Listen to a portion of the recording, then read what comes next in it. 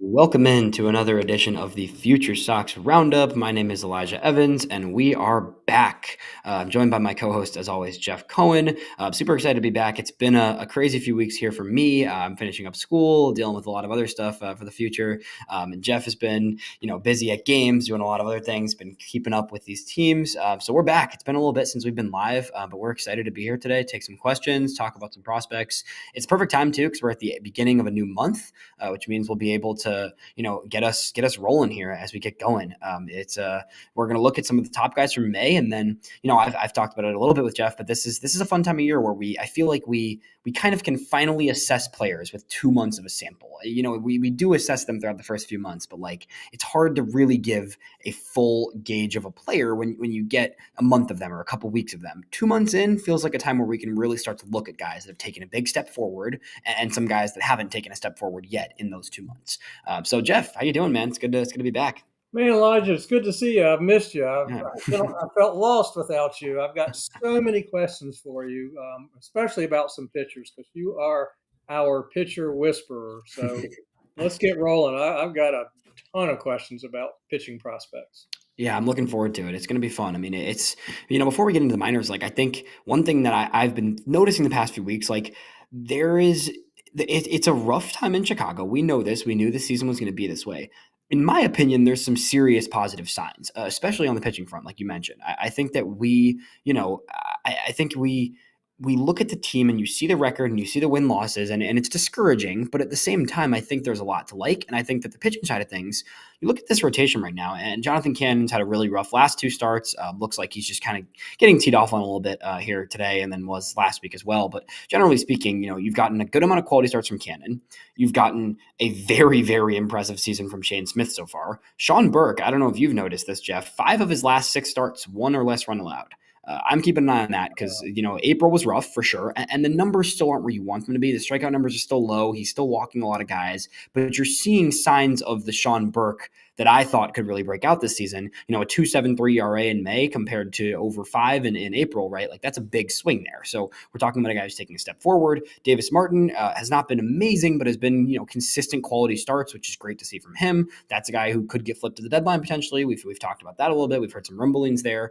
So there's some positive takeaways, and as much as we're focused on the farm here, I do think it's worth mentioning that the White Sox have been competitive at least for much of the past month. All right, first question, Elijah. Does Lenine Sosa have a future in Chicago? As someone who hasn't necessarily been a big Lenyn Sosa supporter over the past year, last year I was kind of like, okay, we'll see what it is. This year I was like, okay, I don't really want to see him over some other guys. He's been decent. I got to give credit where it's due. Sosa has put together some pretty good at-bats, honestly, of late. And, in May, this is a guy who had a 740 OPS, give or take, in May, which, is not a star player, but compared to what he was doing in April, it's a step up. He took another step forward, and I'm curious to see what he does. I think right now in the present, I'm okay with him getting some continual reps because it has been a little better of late. This is a guy who, I think I forgot when I looked at the thing that he's only 25. I feel like Sosa in my head is already 27 because he's been on and off Chicago, the roster in Chicago for 3 years now. But he is only 25. So this is a guy who still is pretty young and still early point. So I don't know if he has a future in Chicago, but I'm okay with him continuing to get at bats at this point. It would be my output. All right, fair enough. Fair enough. Speaking of a future in Chicago, though, have you caught up at all with Miguel Vargas's numbers this season and the past month particularly? Very. Miguel Vargas is a guy I wouldn't say. I think I was a little bit more optimistic about him than most were. I think a lot of White Sox fans coming into the season were like, okay, waste of a trade, failed trade. I mean, everybody looked at that trade immediately and said it's a terrible trade. I'm looking at that trade right now and seeing Michael Kopech on the IL for the past 2 months, like he was for much of his White Sox career. And Miguel Vargas is probably the best hitter on the White Sox, and Gerald Perez is one of the best hitters in the Winston-Salem Dash. I'm just saying, we haven't even seen Alexander Albertus yet. That was a trade everybody wanted to call terrible out of the gate, and Miguel Vargas looks like a true core piece for the White Sox right now, honestly. And from what I am being told, not only is the bat looking good, he looks good with the Coming along at third, yeah. He's coming along there for sure. I've definitely heard good things about him in general. I don't know when Albertus is going to play. We got a question in the comment about Alexander Albertus. I really haven't heard anything on him this season. I mean, the surgery he went through at the end of last year was pretty intensive. So I know that was going to be a long recovery. I think the hope is that he gets back into games at some point this summer, at least in the ACL, to see where it goes from there. But yeah, I mean, Vargas is a great development for the White Sox, and him along with the way Mydroth is hitting has been really great to see. Kiro is taking a big step back. Edgar definitely is getting fed a bunch of breaking balls, which, once a guy settles into the big leagues, it's kind of how it goes, unfortunately. He's going to have to find a way to adjust, but in general, I'm not too worried about Caro there, especially, Vargas and Mydroth. Like, there are some positive developments overall. Even the bullpen, like, it's a bad bullpen for sure, and the White Sox have lost a lot of games because of the bullpen, unfortunately, which is tough.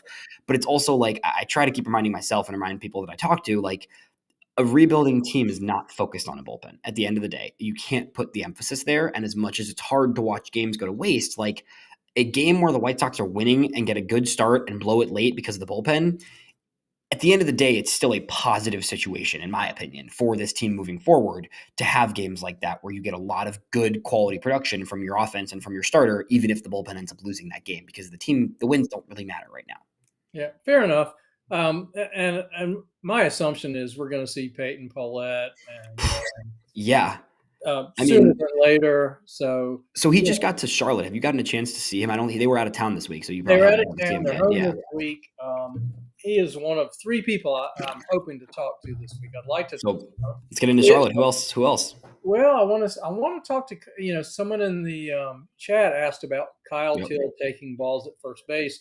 I'd like to talk to him about that, see how long that's been going, what the plan is. Then the third guy is I'd like to meet our newest Charlotte Knight, Drew Baker.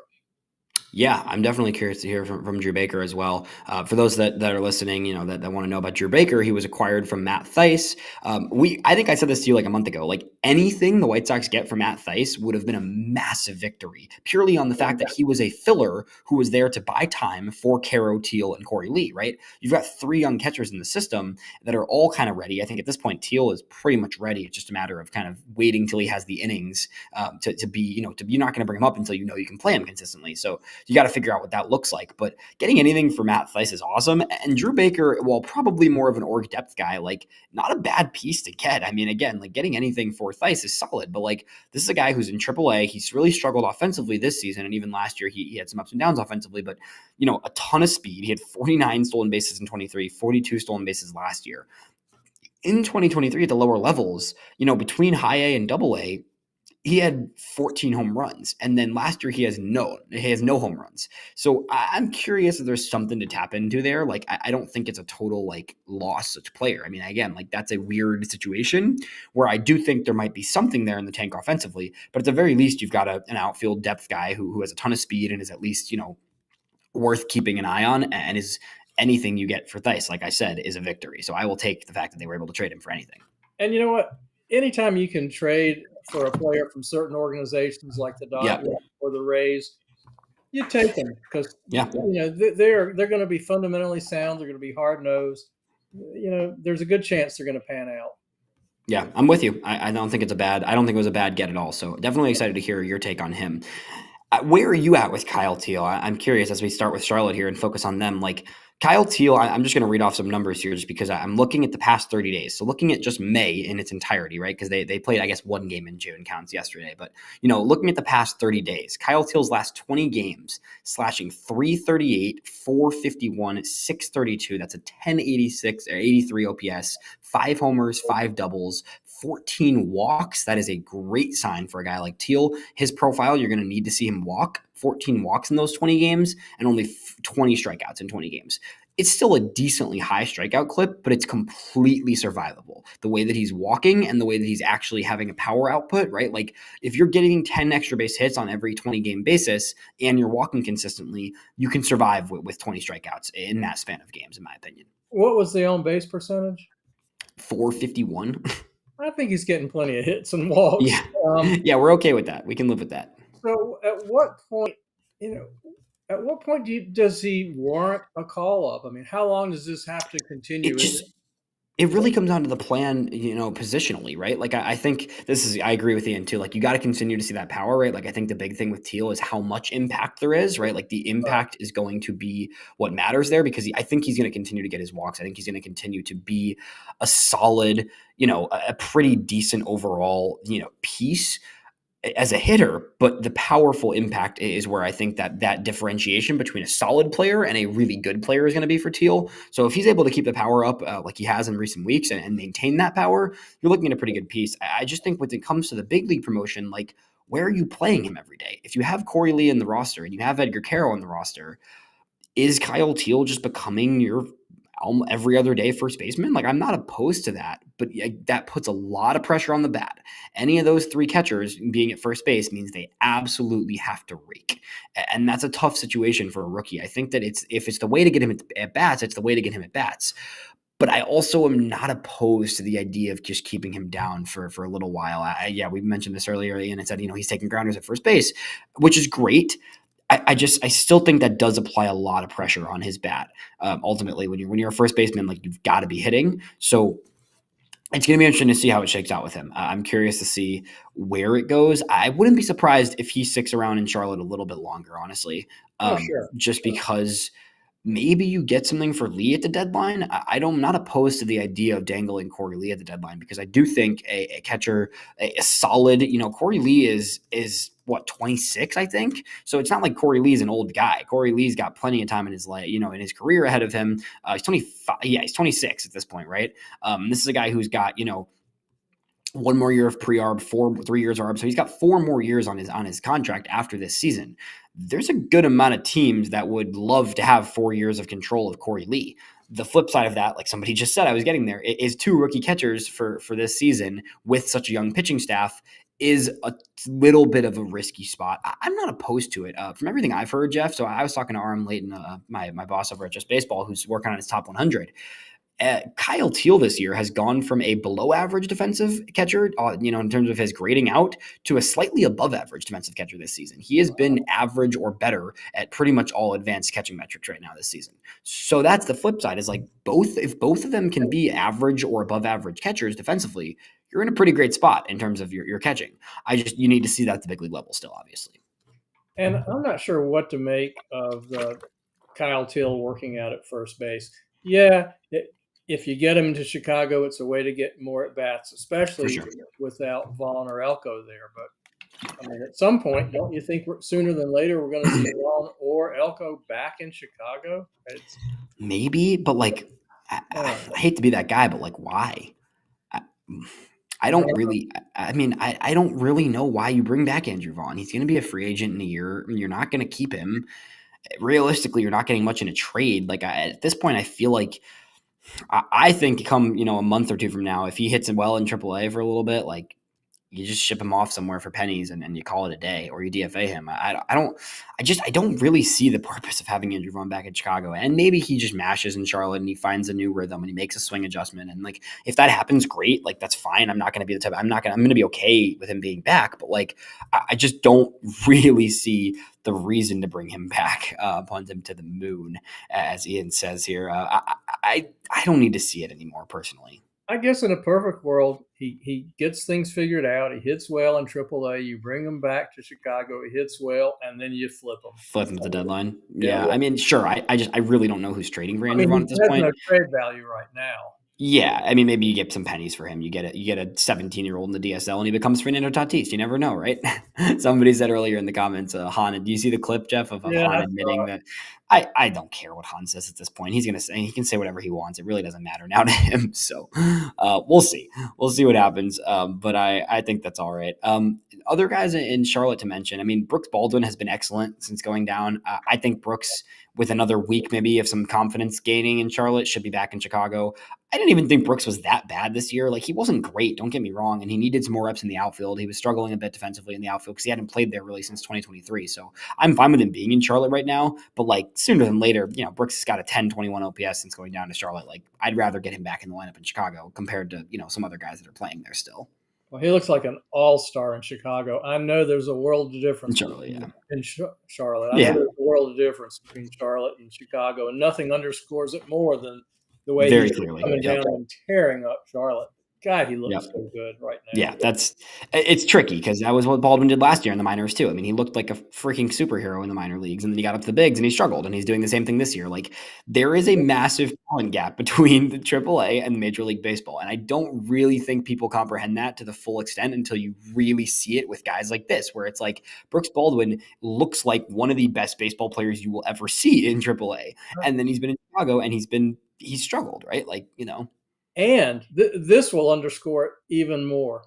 Jacob Amaya is 9 of his last 18, right? I mean, that really makes yeah, our point.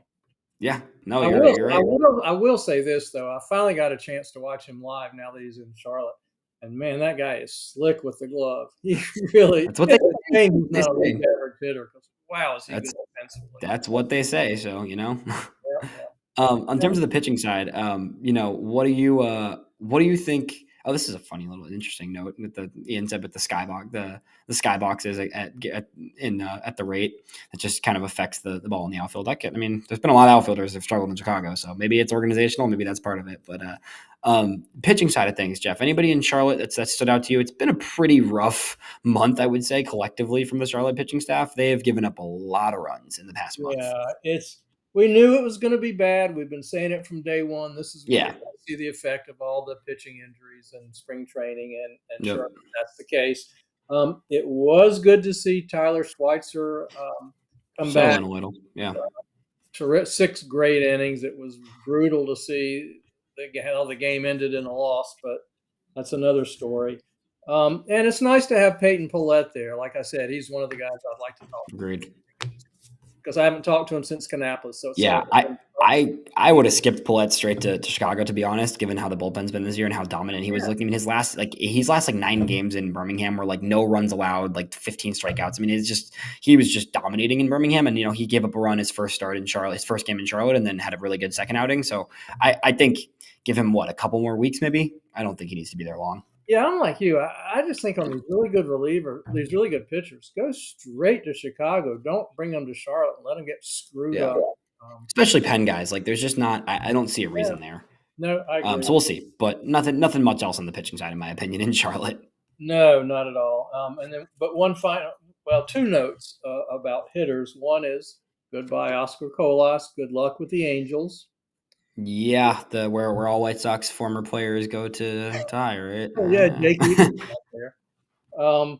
I guess the last note is curious to see Coulson this week after getting hit on the kneecap. See if he even. Yeah, see I'm what happens. going to batting practice tomorrow in part to see if he's even taking infield or taking a couple days off. Yeah, that's all I got in Charlotte. Heading down to Birmingham, we'll start where the comments just went. So because I wanted to hop on that as well. We'll start on the pitching side of things.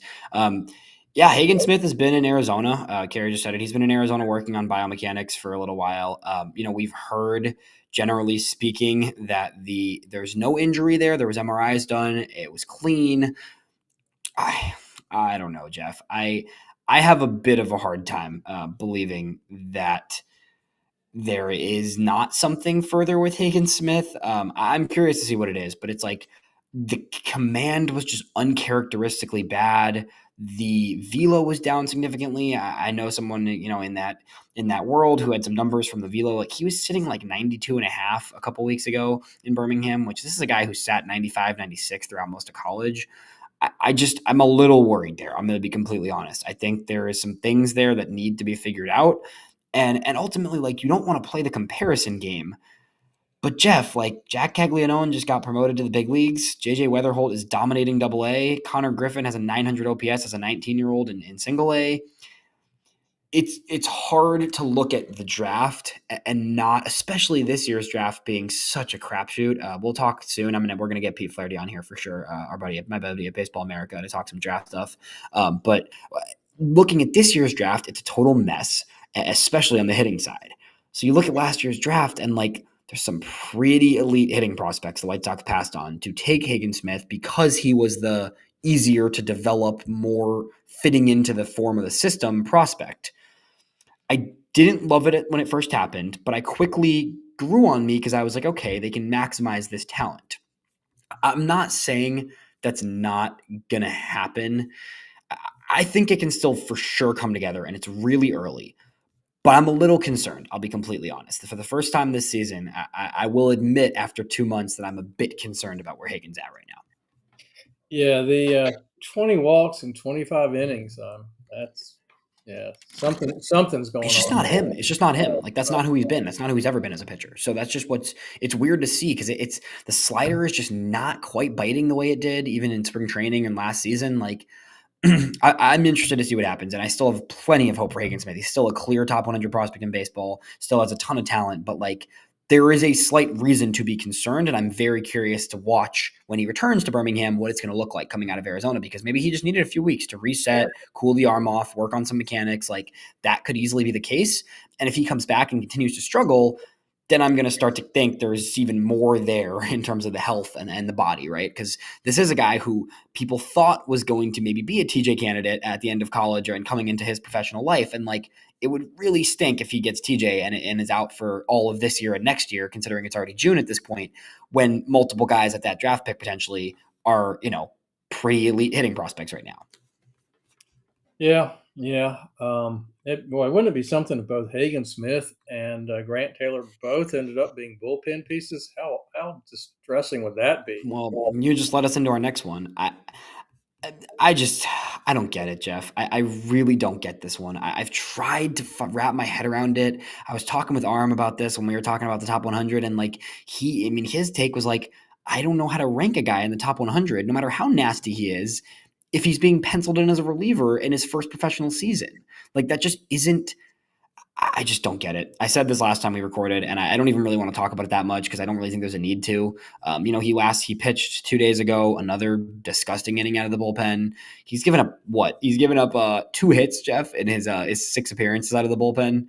2 hits, yeah, 6 appearances, yeah, 6 appearances. He's given up 2 hits, no walks. I mean, the dude is disgusting. Like he's ridiculously good.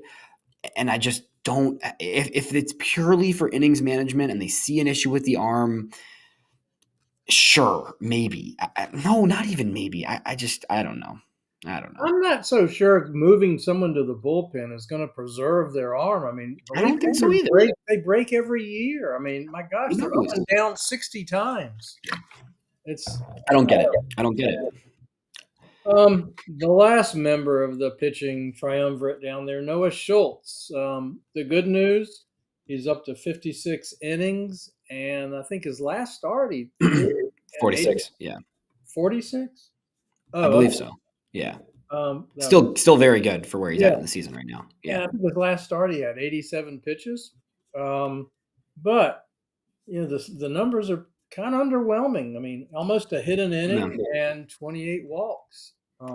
Yeah, they are a bit underwhelming.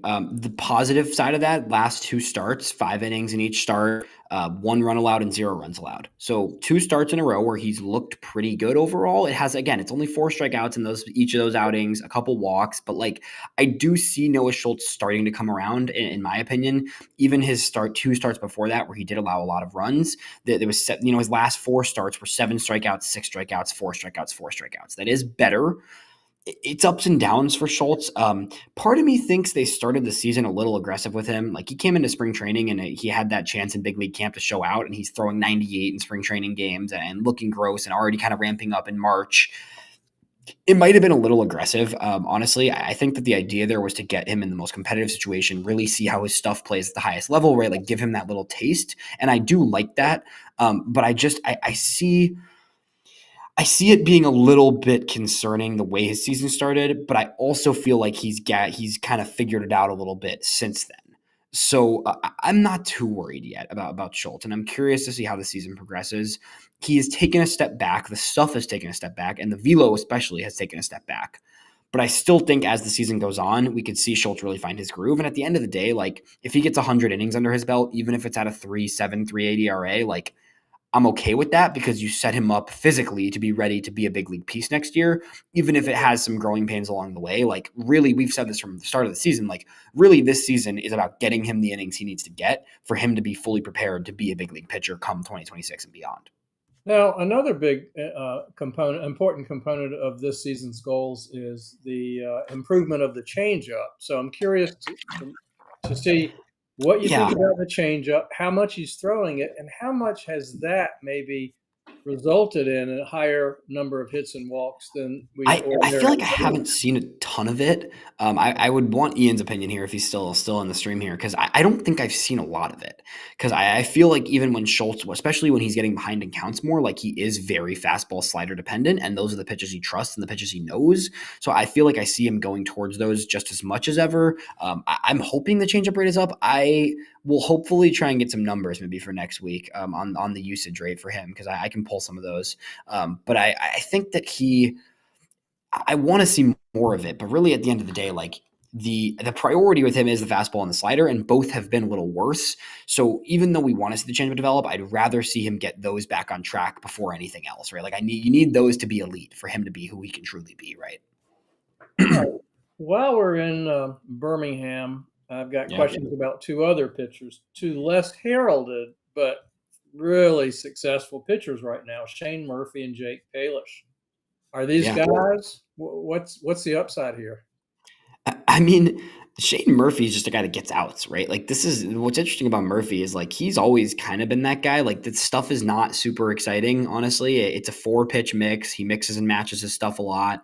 He throws all over the zone. Like it probably just a depth arm, but like he keeps throwing well, and he also just doesn't walk anybody. What is his like? I think he has what like 2 walks or something in the past. He has his past the past month. So I have his past 4 games pulled up. 1 walk and 22 strikeouts. So Murphy's a guy a .61 WHIP in that span of time in his last 4 outings. Murphy just keeps getting outs, and then Palish is an interesting one. I think is it Palish or Palish? I don't know. I'm curious if it's Palish or Palish, but I'm gonna go with Palish for now.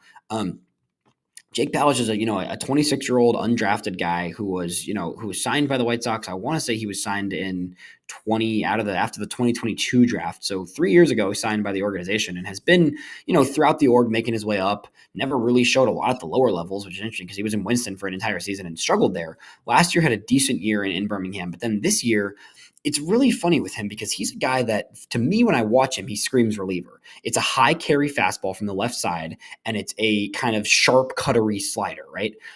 That's that profile to me. From a left side guy is often going to be a reliever, but you also see guys like obviously he's not Garrett Crochet, but you see guys like Garrett Crochet who have that kind of fastball cutter slider variation, and that thrives in that starting role. Balish, what's interesting is that he looked good out of the bullpen. He didn't look bad at all. But with all these injuries, he slides into the rotation and now has made 4 starts, has gone 5+ innings in every start, has allowed 2 total runs across 4 starts with, I want to say, well, let's see, look at it, 13, 20 strikeouts in those 4 starts so far. It's gross. Like he's shoving as a starter, which is interesting because he seems like a reliever to me. And that's what's so funny about minor league baseball is it doesn't really always make sense. Like this is a guy that I look at and I watch him pitch and I'm like, oh, reliever for sure. Depth, older guy, college undrafted guy, like he's going to be a reliever. The starting role is just working for him, and the fastball is playing up really well. This is a guy whose fastball is not hard, but it has carry. Yeah, he said he throws 90, right? Like I didn't even, he doesn't throw hard. I didn't know what the velo was, but like it's not. It doesn't really like. It doesn't look like anything crazy, but he's been effective and he's mixing and matching and he's hitting his spots. And it still probably is a reliever long term, but like let him start if he's going to keep shoving like this. Let him start, and he's 26 years old, so if it means giving him a shot as a long reliever in Chicago at the end of the season, sure, right? Like these are the guys you ride the hot hand with some of these pitchers, Yeah, right? absolutely. I watched him for the first time, I think last week, and point of spot on control. I mean, it was really impressive. So yeah, it's Yeah, kind of fun. yeah. On Ian said he hasn't started in 6 years. That's crazy. That he's just shoving as a starter now. That's nuts. Yeah. So we'll see. all Who you got right. next? Well, I was going to ask you about just mention some of the hitters and start with Jacob Gonzalez. Seems to be having a nice run here. He had a 3 home run week ago, and overall he's up to 259 with a 323 OBP, 16 walks to 31 strikeouts. That's the numbers are starting to look decent. Yeah, Gonzalez, again, as someone who's never quite been the biggest Gonzalez supporter, I do think he's looked a lot better of late. I mean, he maybe saw the torpedo bat thing, like that was cool to see from him. Yeah, like you said, the numbers in the past month, particularly 791 OPS, has looked better. The strikeout rate is down, which is a big thing for him. I think that's the type of guy who you're going to need to see a little less strikeouts from him for him to be, yeah, torpedo bat difference maker. You're going to need to see the strikeout rate continue to stay down, I think, for him. And actually, it was pretty low last year, honestly, but it's been pretty good of late. Only 31 strikeouts this season in 47 games. Showing some stuff, showing a little more pop, right? He's had a few homers of late, and generally looks to be making a little bit of a turn around the corner for him. And then the other guy like Ryan Galaney, Jeff. I mean. He just won't stop hitting. He won't stop hitting. And I said this on another pod that I just did with the Blackout show yesterday that I hopped on.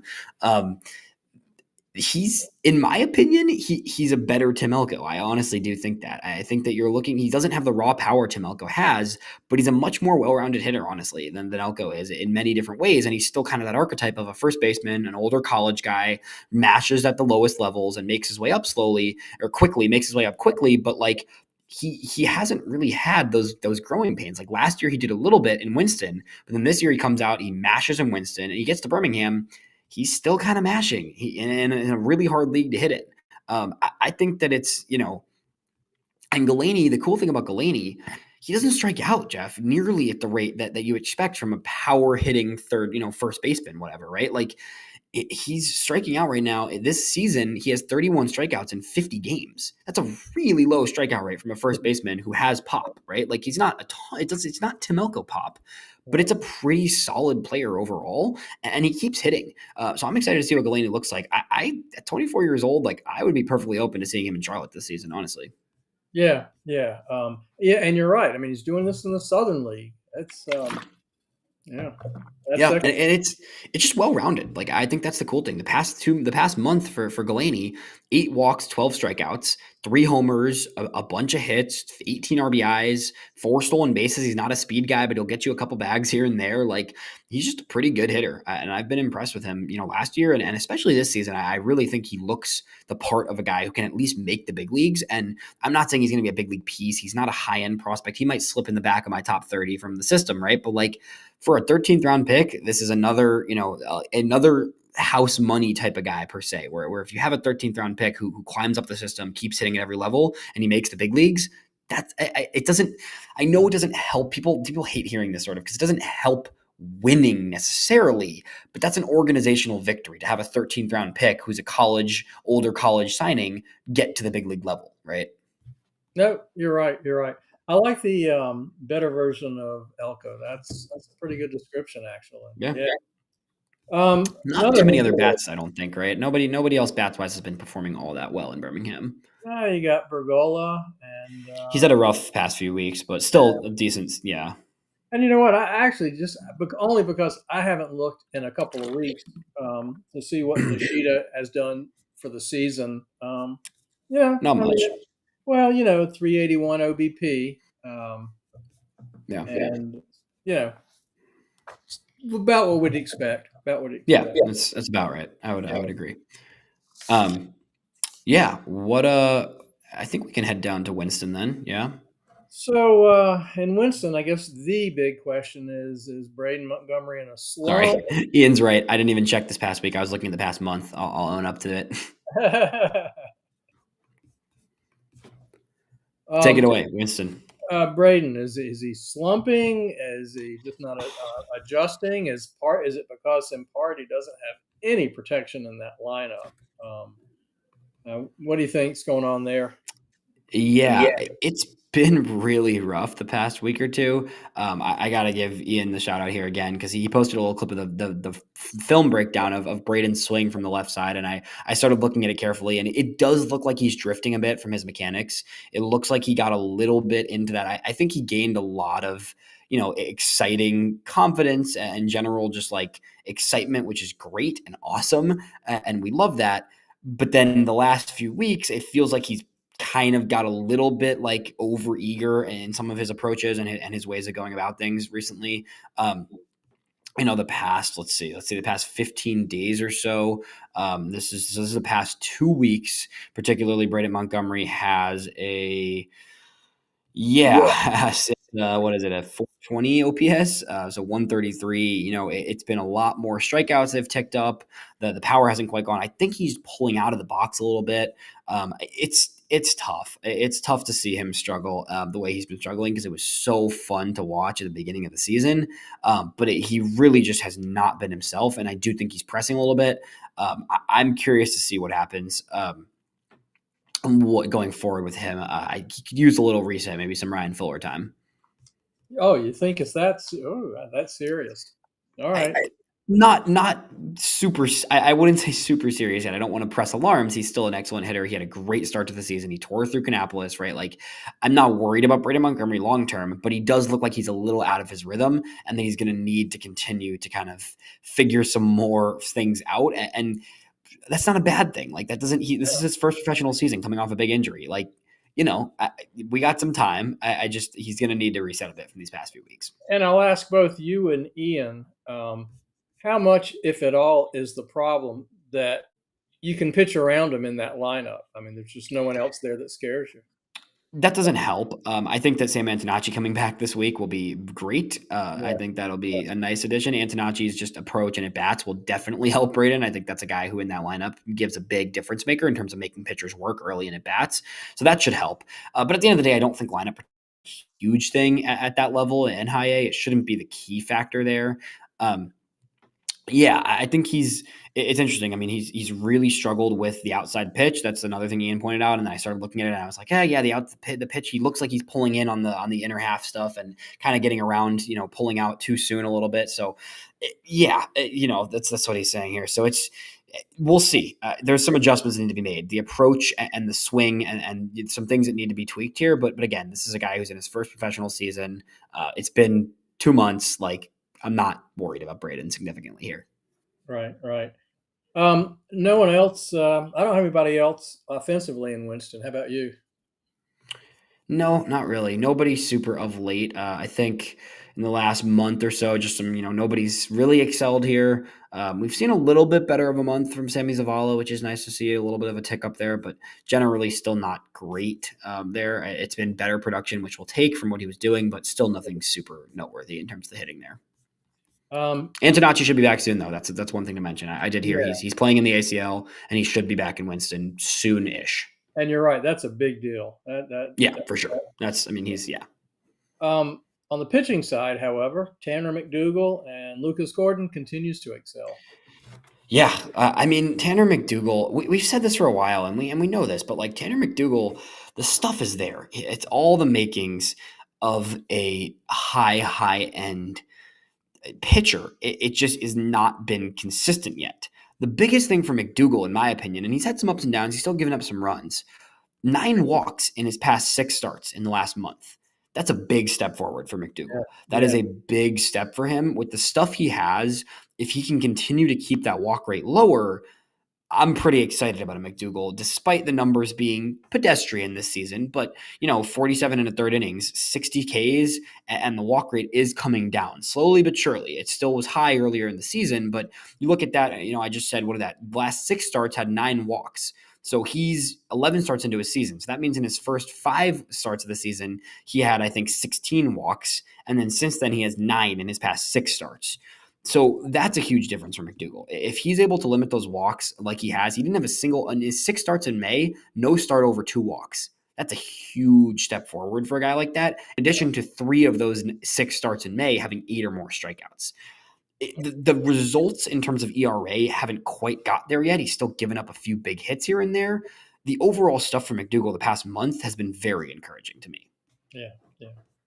No, and his last start, 7 innings, 3 hits, He was no runs, incredible that no day. Yeah, walks, incredible no this past strikeout. weekend. Yeah, really, really sharp stuff over the weekend. In fact, that might be the best start of any minor league pitcher. It's up there with some of the Opper starts at the beginning of the season, I Yeah, would and say. Opper didn't go 7, so yeah. Yeah. Yeah. And No, I think speaking of Opper, it was and great to also see him back. He missed one start right. for load management. I was a little nervous that one start's going to lead to 4, but he was back. Yeah, one thing to mention before you move off McDougal. I'm pulling up some numbers I saw sitting 97 to 98 this past weekend, and Yeah, 77% strike rate for him. yeah. Yeah, We may be seeing it come together, right? the This is slider at 88 to 89, the curveball down at 78 to 80. Velo was holding 83 pitches through 7 innings. I mean, that's the best start of his career, probably. I think it's up there with the best start of his career, and I think McDougal's a guy that he's on my top 30 now at this point, but like he could climb a little here. You got to remember, this is a 22-year-old. Like it feels like he's 26 because he's been in the organization for so long because he was an 18-year-old high school draft pick 4 years ago. He's 22 years old and he looks the stuff has been very impressive. If the command continues the direction it's been going, we could be looking at Tanner McDougal as a clear top 20 guy in the system. yeah, no, easy, easy. Yeah. Yeah, yeah. And 2 wins for Carson Jacobs out of the bullpen, but been a bit of an inconsistent year for Carson. But when he's Yeah, on, it's been up and down for sure.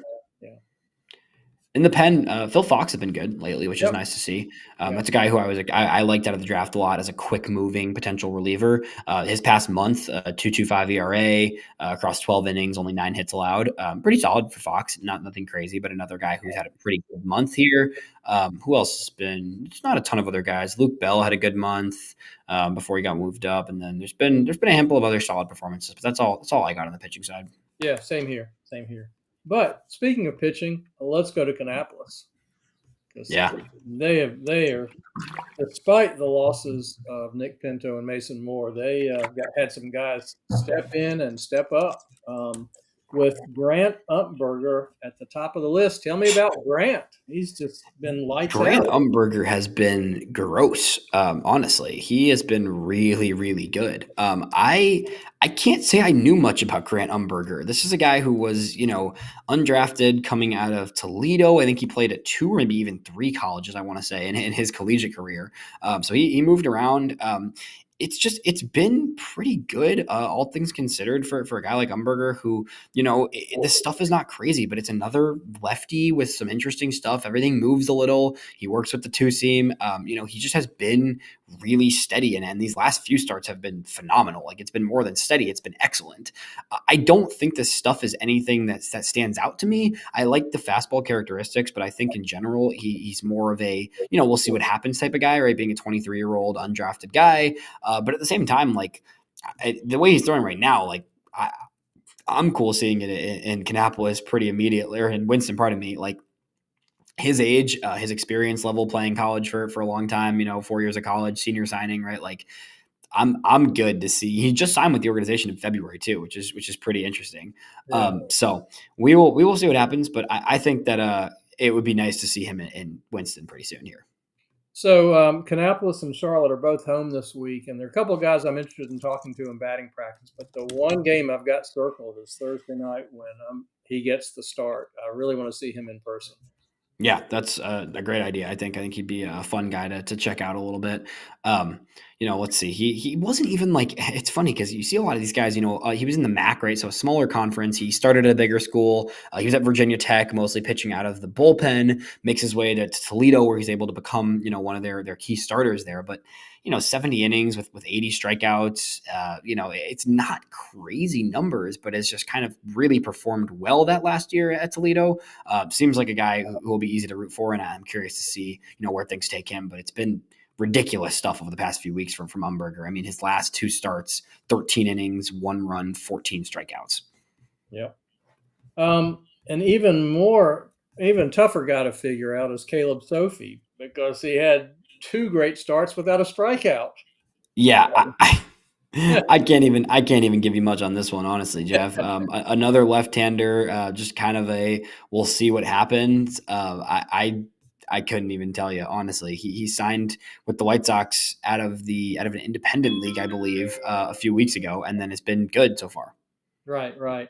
I'm looking at his last 3 starts: 4 innings, 1 hit, 4 walks, no strikeouts. 4.1 innings, 2 hits, 3 walks, no strikeouts. Then his last start: 5 innings, 6 hits, no walks, 5 strikeouts. So Actually, yeah, I think he's their Sunday starter. There's a chance I may get a chance to catch him in Yeah. person as well.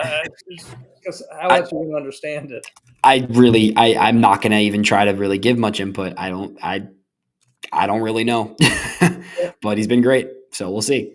But interesting. But seriously, moving on, and with regard to the Kannapolis rotation, Brizuela, who I just thought was an org guy last year, but he's really taken it up a level and looks good. Yeah. It's time to get him to Winston and see what he can do along Still with. pretty sneaky young Brizuela, and he had an okay. His last start was a little more shaky, I believe. But is only 21 too. So Right. And Sinibaldi has looked good. He had a little hiccup here recently, but otherwise he's been pretty solid this year. And I think Seth Keener has looked much better since coming to Kannapolis. yeah, what do you think of Keener so far? I mean, he's given up some significant runs, but it looks like that last start was a little bit more, a little bit better from him. Yeah, it's hard to quantify exactly why things go 2 starts sideways ago was the for one I him. saw. Yeah. It just seems like he's got that one inning that just is a He disaster. he he does have an inning that's rough typically. I still just like I don't know. I get keeping it going, but I kind of want to see Seth Keener let loose in a relief role. I'm not going to lie. I think that he did it in college, and I think because he was drafted so high, the White Sox are probably hesitant to do it. I sort of just want to see him let that slider loose in a 1 or 2 inning relief role and just see what happens. Just because I do think you could move him a lot quicker. Yeah, that blow up inning that he typically does have that blow up inning, and you can kind of mitigate that in a relief role if you go for 1 or 2 innings. And yeah, that blow up inning will happen in that 1 or 2 innings sometimes, but more times than not, hypothetically, it won't if you're going out of the bullpen, right? So I kind of am ready. I think maybe you give it another month or two, but I think by the end of the season or by the second half of the season, you consider him in a relief role, in my opinion. Yeah, yeah. I think that's probably where we should go and where it probably is Yeah. headed. Jack Young, another guy to mention out of that bullpen. Speaking of Yeah, bullpen guys, yeah. Jack Young has had a really good season under the radar. This is a guy that I didn't know a ton about compared to most of the draft guys, but is a college reliever. They knew he was drafted as a reliever, right? Like you kind of knew he was going to be a reliever. 0.83 ERA, Jeff, has given up 1 earned run in 24 innings this season. 25 strikeouts. He does have a bit of a walks problem, 15 walks in those 24 innings, but only 11 hits allowed across 24 innings. Jack Young has been great in that bullpen, and 23 years old, being drafted last year, like another guy. I'm like, I know you can't move everybody, but like Winston, like 1 run allowed, Jeff. Even with the walk problem, like if you're walking that many guys and still have allowed 1 earned run, it probably means when you're not walking guys, you've been pretty dang good. Yeah, you're right. I mean, we see it all the time. We see these experienced college arms, these 22, 23-year-old guys. They come to Kannapolis, they dominate. We got to get them to Winston as soon as possible so we can really see, so they can really Yeah, be challenged more. yeah. No, I'm with you there. I think that's the same thing. What about the hitting side in Canny? I Well, mean, I know who I want to talk about, but well, who's that? I mean, top of the list.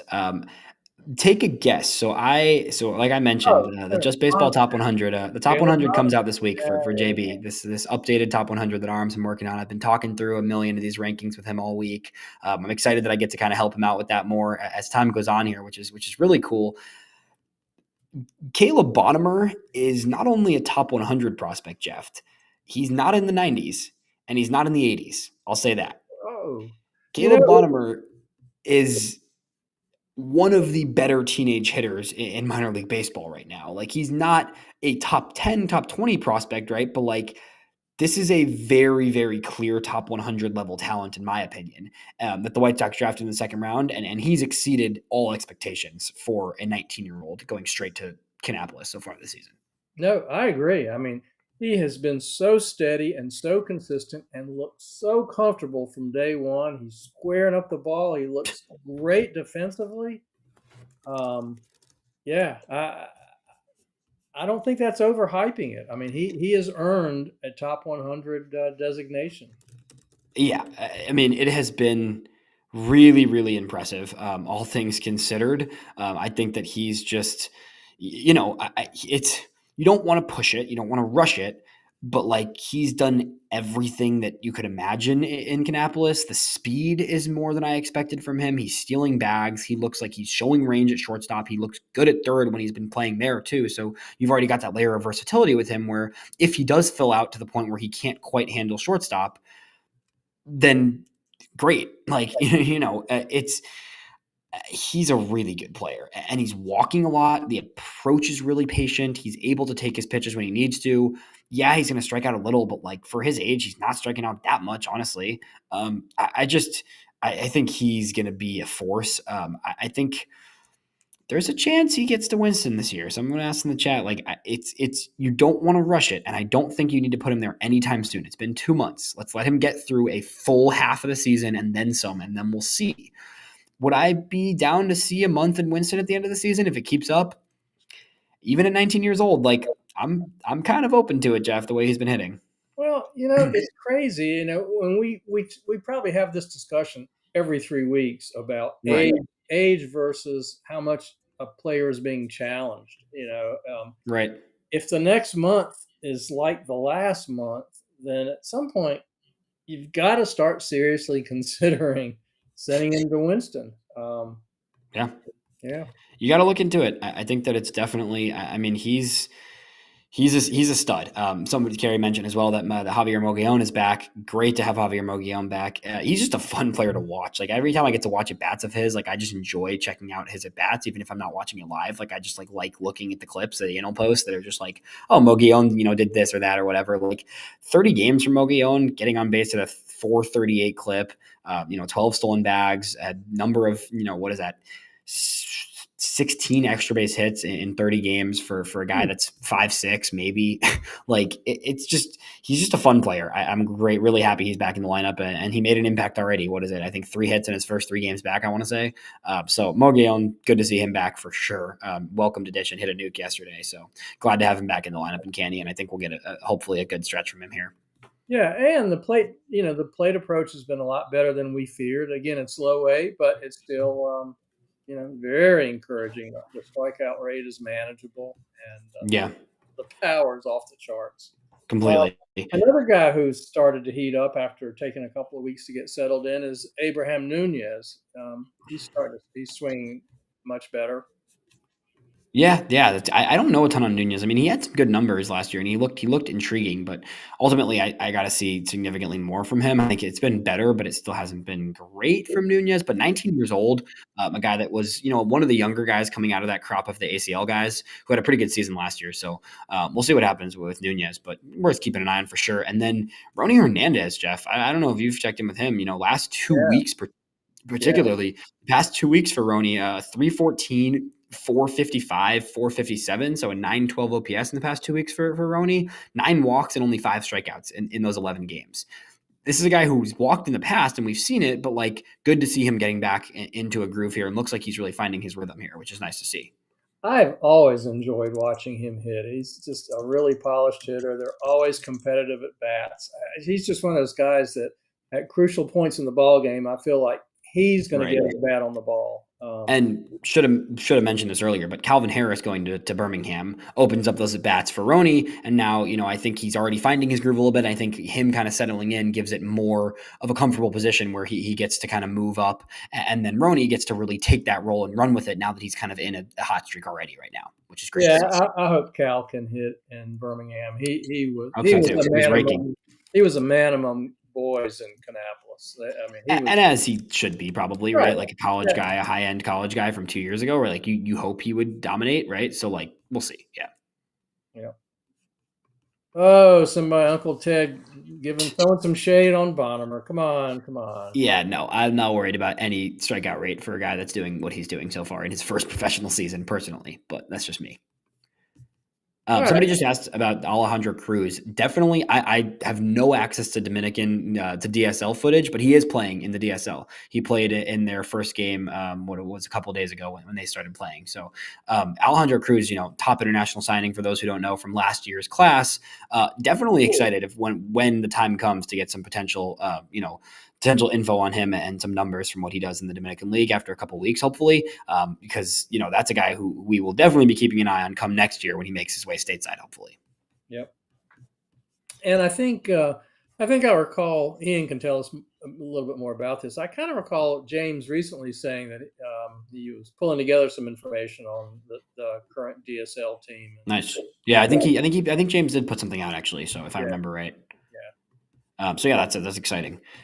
Jeff, you got any last thoughts, ideas? This is yes, Jack Caglianone has had a very good first professional season. I would agree. Uh, anything else you got on your mind, Jeff? Any thoughts you got rolling here?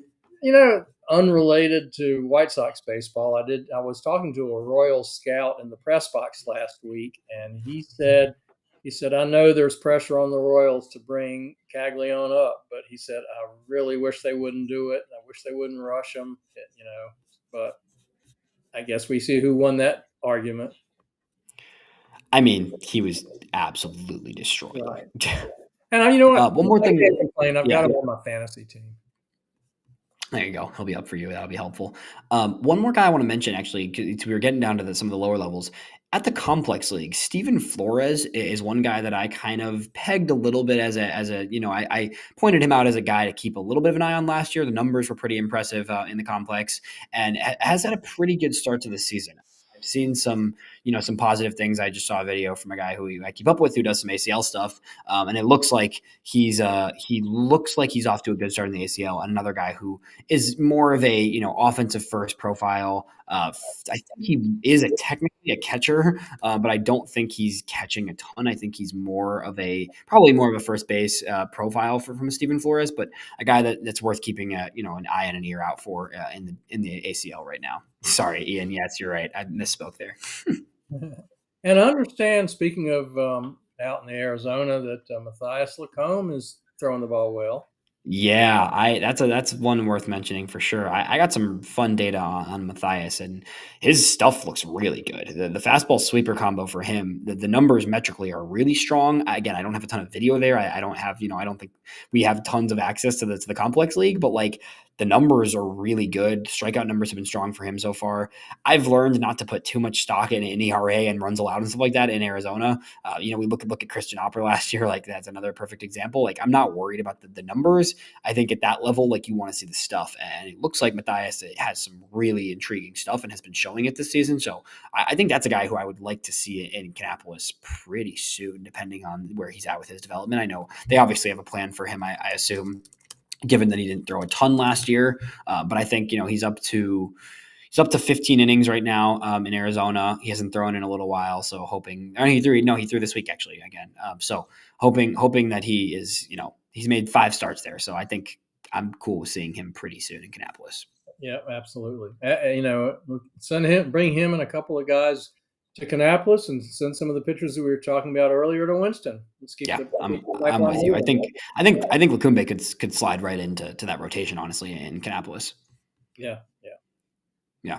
Well, all right, Elijah, it is great to have you back. We covered a lot of ground tonight, and I appreciate all the insight. We got a lot of good stuff coming up, so make sure you're following at AAA Jeff on X, at Elijah EV8 is myself on X, at FutureSox.